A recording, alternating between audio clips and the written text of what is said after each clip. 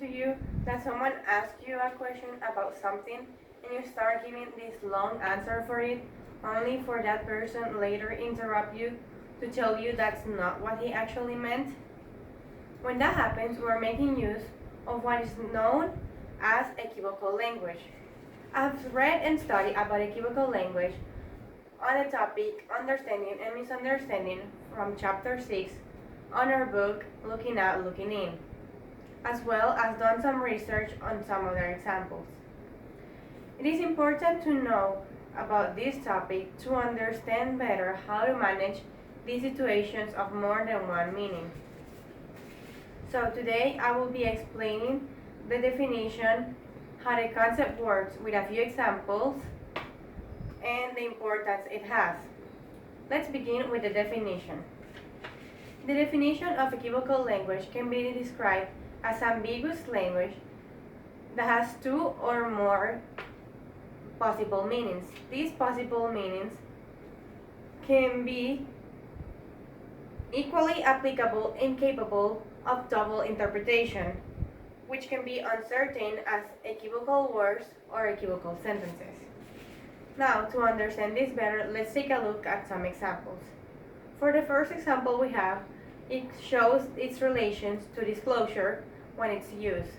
Let's say a friend asks for our opinion on something, like a tattoo. We can say, that tattoo is really unusual. We can actually mean that it's really ugly, or be interpreted as it's a really pretty tattoo. In this specific case, equivocal language is being intentionally used.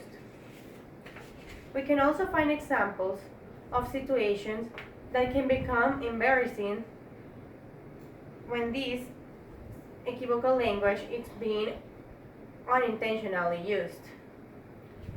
Let's say a fourth grade teacher asks the class about what a period is. And this gives a long explanation of what it means to get their period for girls. But then the teacher explains that is not what he meant. He was talking about the dot after a sentence. One more example that we can see equivocal language is inside the typical American expressions. Let's say you're not from the United States or UK or some other English-speaking country. You speak German or French, Spanish or Portuguese. When you're learning English, you don't know the typical American phrases, like shut up or get out of here, when they are used for surprising, hearing good news, excitement, or maybe in some gossip talk. Now, after getting to know the definition and understanding it better with the help of some few examples, why is it important to know this concept? When equivocal language is being used, it can be intentionally, and it makes easier for someone to clarify the situation if it is really needed. But when equivocal language is unintentionally used, it makes it a lot more difficult. When we are speaking, it is hard to get to the statements that are used in equivocal language. And because of this same reason, the receiver or the listeners who are responsible to interpret this message have it more difficult. By knowing this concept, it is possible to catch the statements with equivocal language for speakers and to have a better understanding to be possible to interpret it for listeners or receivers of said statement. To wrap up, we can see that equivocal language can be either used intentionally or unintentionally.